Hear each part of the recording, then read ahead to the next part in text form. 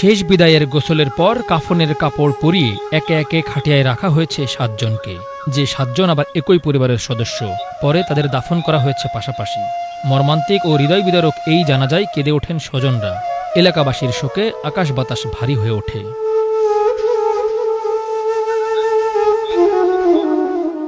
জানা যায়, বিয়ের অনুষ্ঠানের পর বউ ভাতের আয়োজনে অংশ নিতে যাওয়ার পথে সেতু ভেঙে খালে পড়ে মাইক্রোবাস। ওই গাড়িতে থাকা নিহত যাত্রীদের মধ্যে ৭ জন ছিলেন একই পরিবারের সদস্য। শনিবার বরগুনার আমতলী উপজেলার চওয়া ও হলদিয়া ইউনিয়নের মাঝামাঝি হলদিয়া ব্রিজ ভেঙে এ দুর্ঘটনা ঘটে।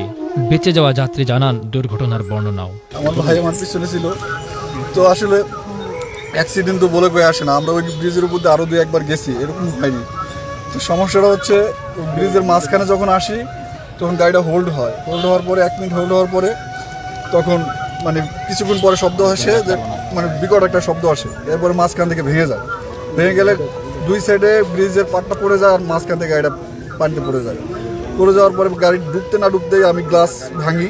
গ্লাস ভাঙার পরে ড্রাইভার গ্লাস ভাঙতে পারে না, আমি লাফতি দেওয়া ঘুষি দেওয়া গ্লাস ভাঙছি। আমি সেকেন্ড সিটারে বসাছিলাম। পরে ওই দিক দিয়ে ড্রাইভারে বের করছি।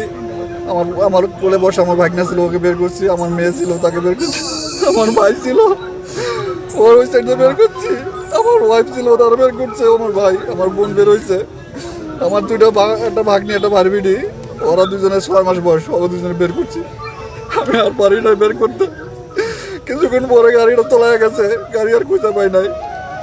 আশেপাশে মানুষ আসছে, আইসা টুকাইছে, গাড়ি পায় নাই। পরে অনেকক্ষণ পরে গাড়ি পাইছে।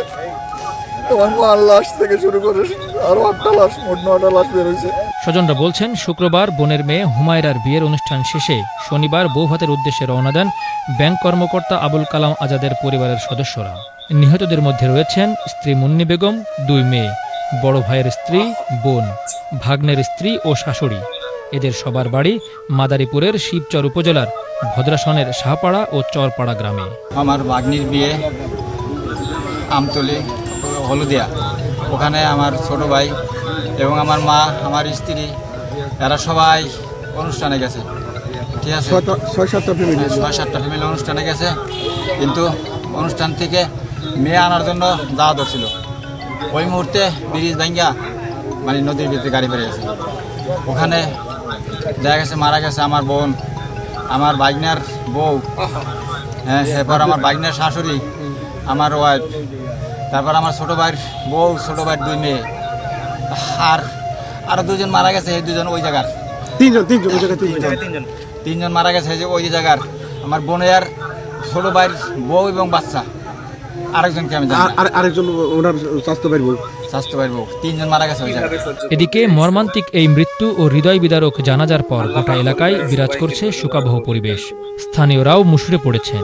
সেই সঙ্গে কেন ওই ব্রিজটি পরিত্যক্ত ঘোষণা করা হয়নি তা নিয়ে জানিয়েছেন ক্ষোভ।